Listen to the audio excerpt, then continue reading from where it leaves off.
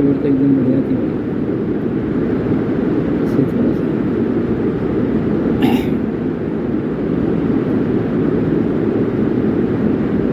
ایک مرتبہ درود شریف پڑھ لیں سر.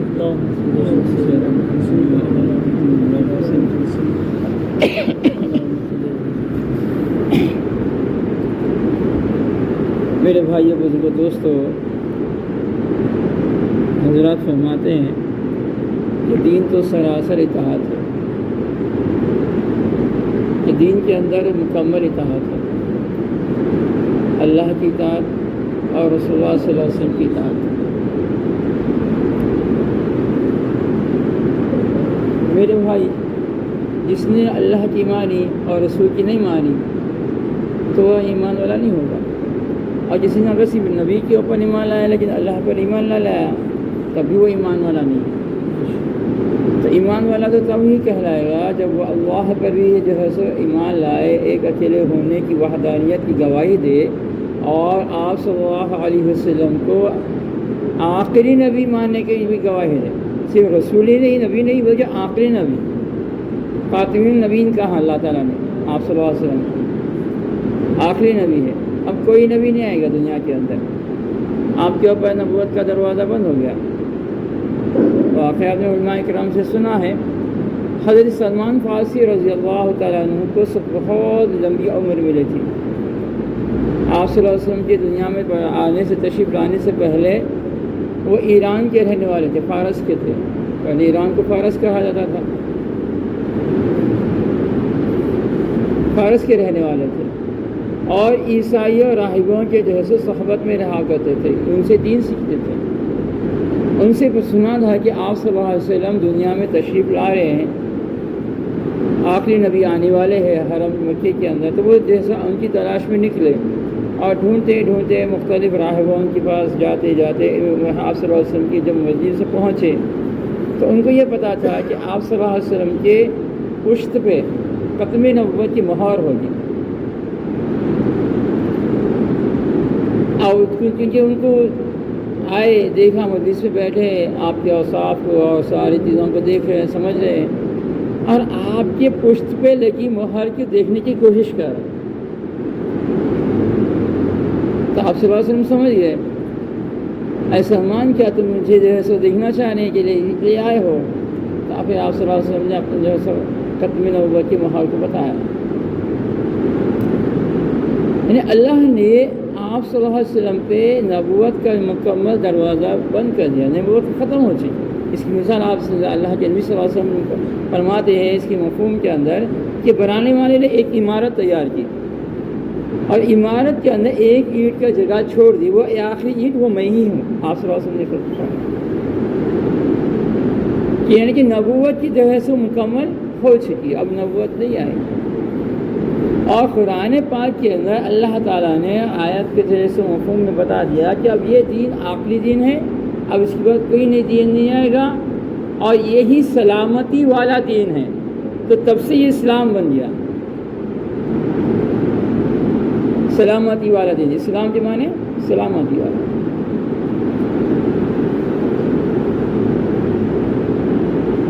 کہ اب اس کے بعد کوئی نبی نہیں ہے، کوئی نیا دین نہیں ہے، اور نہ ہی اب کوئی نئی کتاب اتاری جائے گی.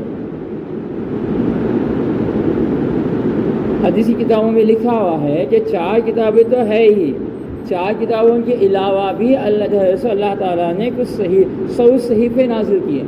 صحیفہ کہتے ہیں چھوٹی چھوٹی کتابوں کو صحیفہ کہتے ہیں. تو ایسے 100 صحیفے اللہ تعالیٰ نے نازل کیے. حضرت شیش علیہ السلام، حضرت موسیٰ علیہ السلام، حضرت ابراہیم علیہ السلام، اس طرح سے جو ہے سو حضرت موسیٰ علیہ السلام کی کتاب میں لکھا ہوا ہے کہ تورات سے پہلے کچھ صحیفے اللہ نے نازل کیے. اور ساری کتابوں کے اندر اس سب کے اندر جو ہے سو بتا دیا گیا تھا کہ جیسا ایک آخری نبی آنے والے ہیں، ساری کتابوں کے اندر بتا دیا گیا. میرے بزرگوں، اللہ رب العزت نے ہم کو ہمارے آقا حضرت محمد مصطفیٰ صلی اللہ علیہ وسلم کی امت میں پیدا کر کے اللہ نے ہم پر بہت بڑا احسان کیا ہے. کہا کہ یہ امت آئی ہے آخر میں، لیکن جنت میں سب سے پہلے جائے گی. اس کی وجہ کیا ہے؟ اس کی وجہ یہ ہے کہ کیوں فرمایا کہ سارے نبیوں پہ جو ہے سو جنت حرام ہے جب تک کہ آپ صلی اللہ علیہ وسلم جنت میں داخل نہ ہو جائیں. اسی طرح سے سارے امتوں پہ جنت حرام ہے جب تک کہ آپ صلی اللہ علیہ وسلم کی امت جنت میں داخل نہ ہو جائے. کیونکہ جس کا تعلق جس سے ہوتا ہے تو اس کا بھی مقام وہ ہو جاتا ہے کہ ہمارا تعلق سردار انبیاء سے ہے، نبی سے نہیں ہے، سردار انبیاء سے ہے. اسی اللہ نے ہم کو پہلے مقام دے رہے. اب یہ مقام دینے کے بعد جیسے جو آدمی جس درجے کا مقام کا ہوتا ہے اس کی ذمہ داری بھی ویسی ہوتی ہے. ہاں ایسے ہی نہیں ہوتے ذمہ داری، ایسے ہی جیسے نہیں دیجیے جاتا، پوزیشن ایسے نہیں مل جاتی. پوزیشن حاصل کرنے کے لیے جیسے ہم کتابوں میں اکثر پڑھتے ہیں کہ کچھ اولیاء کرام کو اللہ تعالیٰ نے پیدائشی نبی ولی بنایا، لیکن کچھ ولی ایسے تھے جو محنت مجاہدے کر کے اللہ کا قرب حاصل کر کے ولی کے درجے پہ پہنچے. تو ہم سب کو بھی اللہ تعالیٰ نے اس لیے نکالا ہے کہ تم بہترین امت ہو، تم لوگوں کے نفع رسانی کے لیے نکالی گئی ہو، تم لوگوں کو اچھائی کا حکم کرتی ہو، برائی سے روکتی ہو اور اللہ پر ایمان رکھتی ہو. کہ اللہ نے مقام جو بتایا کہ تمہارا یہ کام ہے. جہاں ایک طرف ہمارے اللہ تعالیٰ کہ وما خلقت الجن والانس الا لیعبدون، کہ ہم نے جن و انسانوں کو اپنی عبادت کے لیے پیدا کیا ہے. اور پھر دوسری کا کیا بول رہے ہیں کہ تم بہترین امت ہو. ایک طرف بول رہے ہیں کہ عبادت کے لیے نکالے. اچھا عبادت کا مطلب کیا بھائی؟ تو ویسے مطلب صرف عبادت کے لیے نکالے تو صرف مسجد میں آ جاؤ، اللہ اللہ کرتے بیٹھو اور قرآن پڑھو، تلاوت کرو، ذکر کرو، یہی بات ہے. ہم نے اسی کی بات سمجھا ہے نا. عبادت کا مطلب میرے بھائی اصل میں 24 گھنٹے والی زندگی کے اندر ہم ہر لائن کے اندر، ہر شعبے کے اندر، چاہے تاجر ہو، چاہے نوکری پیشہ ہو، چاہے طالب علم ہو، چاہے بیوی کا شوہر ہو، چاہے اولاد کا باپ ہو، چاہے ماں باپ کا بیٹا ہو، پڑوسی ہو، دوست احباب ہو، جو بھی ہو، اس کے اندر اس کا کیا حق ادا کرنا ہے. اللہ نے کیا حق ہم پر رکھے ہیں وہ ہے اصل. یہ بھی دین بنے گا.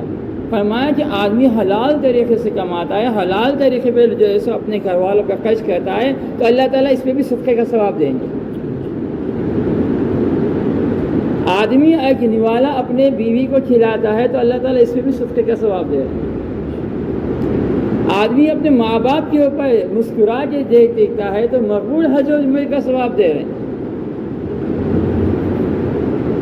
میرے دوست بزرگوں، ہماری 24 گھنٹے والی زندگی کے اندر دین آنا ہے. یہ جب بنے گی ہم بولیں گے یہ ہم عبادت کرنے والے جب بنیں گے، جب یہ آیت کا مکمل ترجمہ ہوگا، جب کہ ہمارا کاروبار بھی وہ سے ہو. فرمایا کہ جو سچا تاجر ہوگا، لین دین میں صحیح ہوگا، مال کو صحیح طریقے سے بتا کے بیچے گا کہ اچھا مال کیا ہے، خراب مال کیا ہے، صحیح اس کی قیمت لگائے گا، جھوٹ نہیں بولے گا، دھوکہ نہیں دے گا، تو فرمایا کہ ایسا تاجر شہیدوں کے ساتھ اللہ تعالیٰ اس کا حساب کریں گے.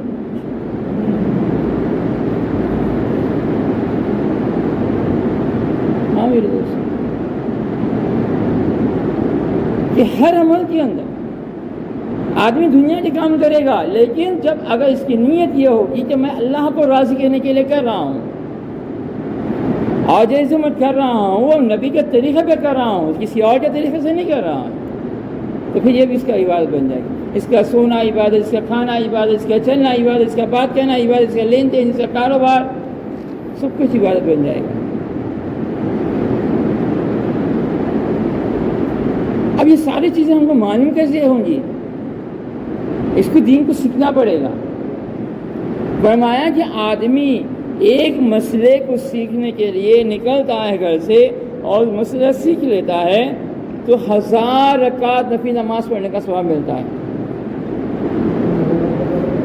سوچو میرے بھائی، ہم کتنی جو ہے 1000 رکعت نماز پڑھ سکتے ہیں؟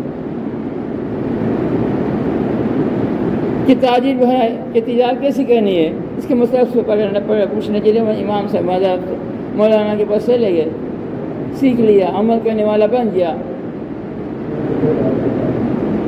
کہ صحیح تجارت کا تو ثواب الگ ملے گا، پھر سیکھنے کا ثواب اللہ تعالیٰ 1000 رکعت کا دے رہے. قرآن پاک کی ایک آیت کو سیکھ لے گا اور پڑھے گا تو ولی فرمایا کہ 100 رکعت نفل نماز پڑھنے کا ثواب دیں گے. کہ علم کا ایسا مقام دیا.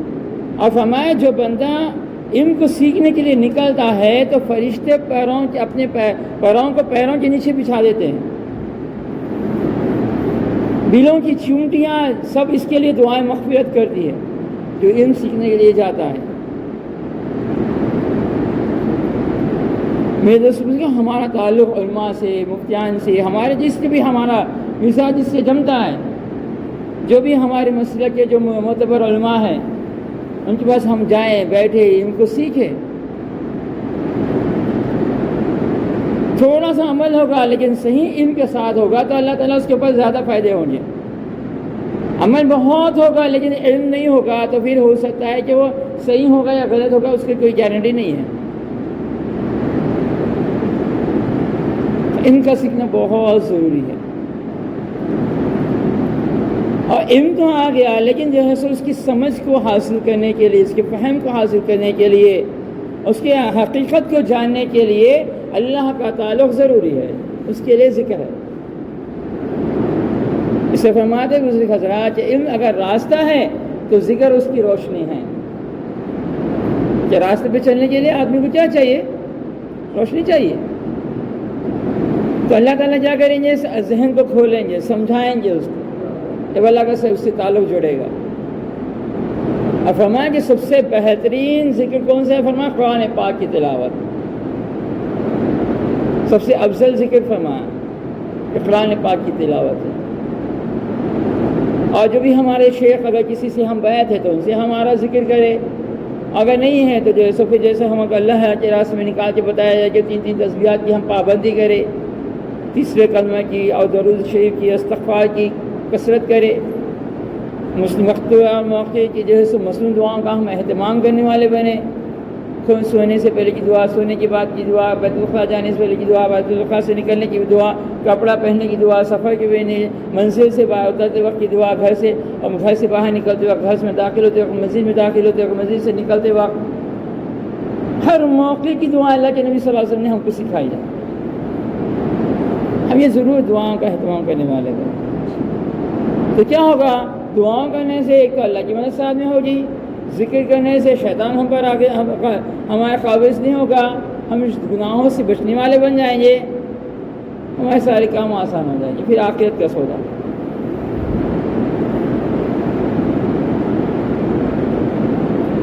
آدمی کے سے کہتے ہیں بڑے حضرات کہ جیسے کوئی بھی عمل کرنے پہ آدمی کا استحضاء پیدا ہو کہ یہ عمل پہ مجھے کیا ملنے والا ہے.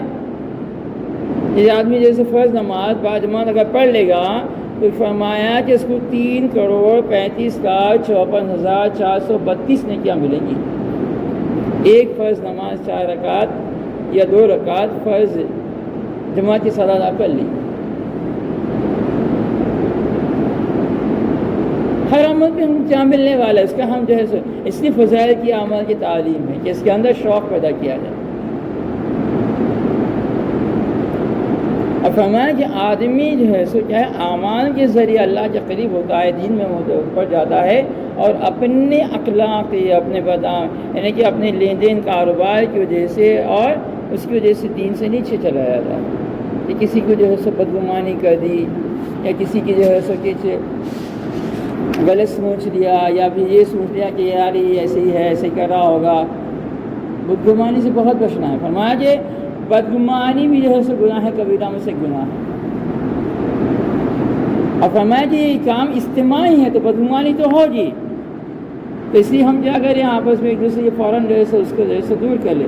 اللہ کے نبی صلی اللہ علیہ وسلم اگر کسی سے بدگمان ہوتے تو فوراً جو ہے سو اس کے لیے نہیں اس نے ایسا کیا ہوگا، ایسا کیا ہوگا، اس لیے اپنے اندر ہی جو ہے سو کئی تعویلات نکال لیتے. یہ غلط نہیں کر سکتا، یہ آدمی غلط ہو ہی نہیں سکتا. آپ صلی اللہ علیہ وسلم خود، اور اگر پھر بھی وسوسے آ جائے تو کہتے میں تجھے اتنا سمجھا رہا ہوں کہ آدمی غلط ہے، اصل میں تیرے دل میں اس کے لیے بغض ہے. اب اپنے آپ سے مخاطب ہوتے ہیں.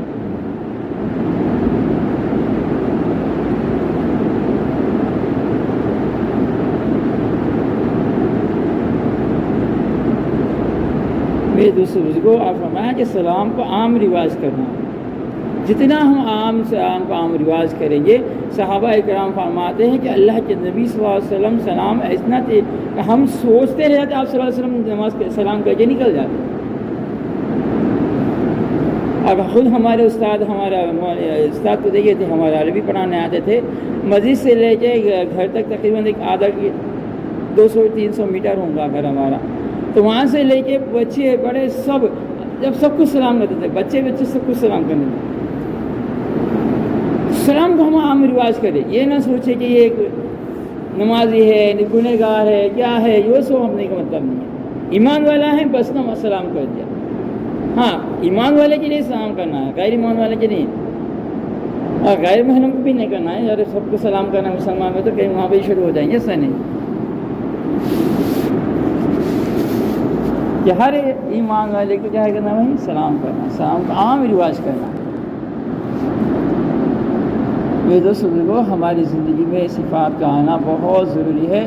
جتنی ہمارے اندر نرمی ہوگی، اللہ کے نبی صلی اللہ علیہ وسلم سے اللہ تعالیٰ فرما رہے اے نبی جی ہم نے آپ کو نرم طبیعت بنا کر بھیجا ہے، اگر آپ سخت مزاج ہوتے تو پھر کوئی نہ پاتے یار و مدد کا، یا سب آپ کو چھوڑ کر چلے جاتے. اللہ کے نبی صلی اللہ تعالیٰ کو فرما رہے کہ نرم مزاج بنا ہے، بہت نرم مزاج، ہر ایک سے جھکے سے ملنا، ہر ایک سے جھکے میں سلام کرنا، ہر ایک کے فرمایا کہ ہر ایک کا اس کے مرتبے کے حساب سے اس کا اکرام کیا جائے. اگر عمر کے حساب سے ہے تو اس کا عمر کے حساب سے اکرام ہو، اگر کوئی رتبے والا ہے، پوزیشن والا ہے تو اس کے حساب سے اکرام ہو. ہر ایک کا اکرام کرنے والے. اور فرمایا کہ دین جو پھیلا ہے وہ اکرام ہی سے پھیلا ہے، اخلاق سے پھیلا ہے، تلوار سے نہیں پھیلا. اس کے ہمارے اندر سب سے جیسے اکرام کا جذبہ. میرے دوستوں آخری بات یہ ہے کہ دیکھو اصل میں آج میں سمجھتا ہوں کہ دنیا میں جتنے جھگڑے ہو رہے ہیں، ہر آدمی یہ چاہتا ہے کہ مجھے میرا حق مل جائے. کوئی یہ نہیں سوچتا کہ میرے پر کس کا حق باقی ہے. جس دن آدمی یہ سوچ لے گا کہ مجھے لوگوں کے حق ادا کرنے ہیں تو سارے جھگڑے ختم ہو جائیں گے. ہر جگہ نوکری والا چاہتا ہے کہ باس میرا حق دے دے، باس چاہتا ہے کہ نوکری یہ جو میرے پاس کام کرنے والا میرا حق ادا کرے. بھائی سے، رشتہ دار سے، باپ بیٹے سے، بیٹا باپ سے، ہر کوئی دوسروں سے اپنا حق چاہتا ہے. لیکن میرے اوپر کیا میں نے کیا لوگوں کے حق ادا کر دیے. قیامت میں مجھ سے یہ سوال ہے کہ تو نے دوسروں کے حق ادا کیے تھے کہ نہیں کیے تھے. یہ نہیں مجھے یہ تجھ سے یہ حق ملا تھا کہ نہیں ملا. اگر وہ مجھے حق ملا ہوگا تو پھر وہ نعمت جو ملی ہے اس پہ سوال ہوگا کہ یہ ہم نے تمہیں کو دلوایا تھا، نعمت ان کے ذریعے سے یہ حق ملا تھا، تم نے اس کا کیا عمل کیا.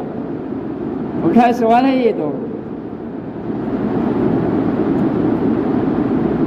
ہم تو یہ سوچے کہ میرے اوپر کسی کا حق باقی نہیں رہے.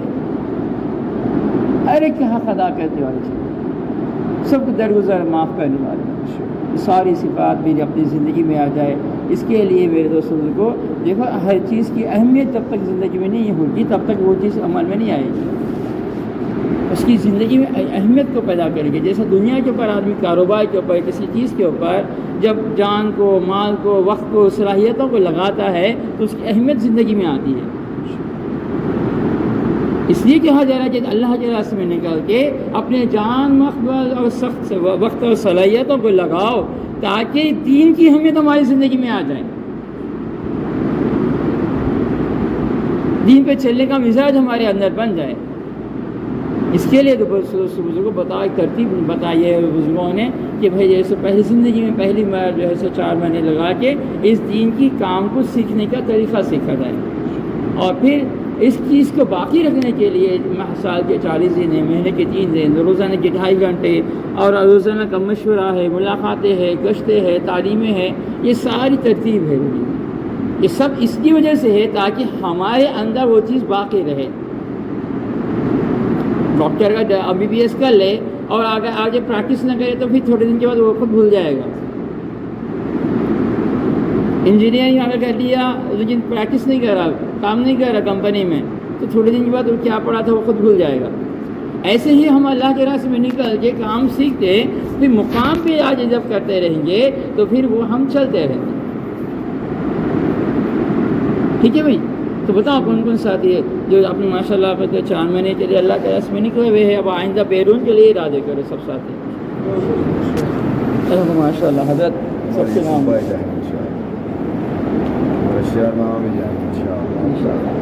سب جائیں گے انشاءاللہ.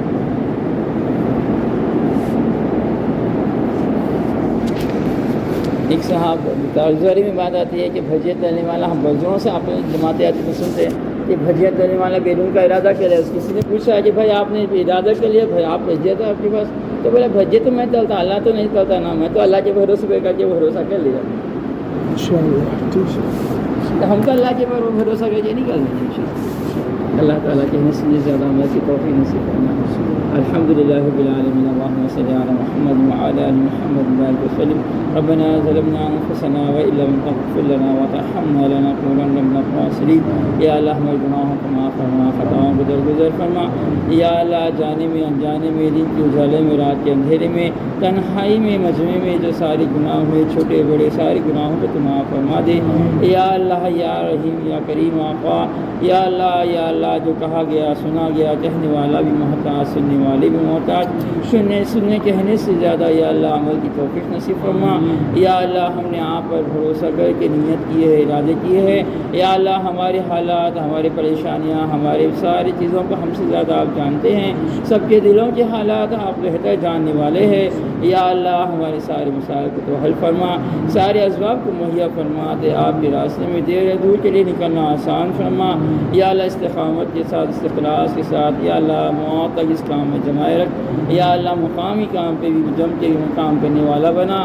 یا اللہ یا اللہ یا اللہ یا اللہ ہم ہے تو بہت اخلاق والے ہوتے ہیں، اور گھر میں جاتے ہی ہٹلر بن جاتے ہیں، جلاد ہو جاتے ہیں. یا اللہ گھر میں بھی ہم ایسے ہی رہنے والے بنے، تاکہ ہم گھر کے اندر بھی دین کی محنتوں کو چلا سکے، لوگوں کو ان کو بھی نکالنے کی یا اللہ کوشش کر سکے.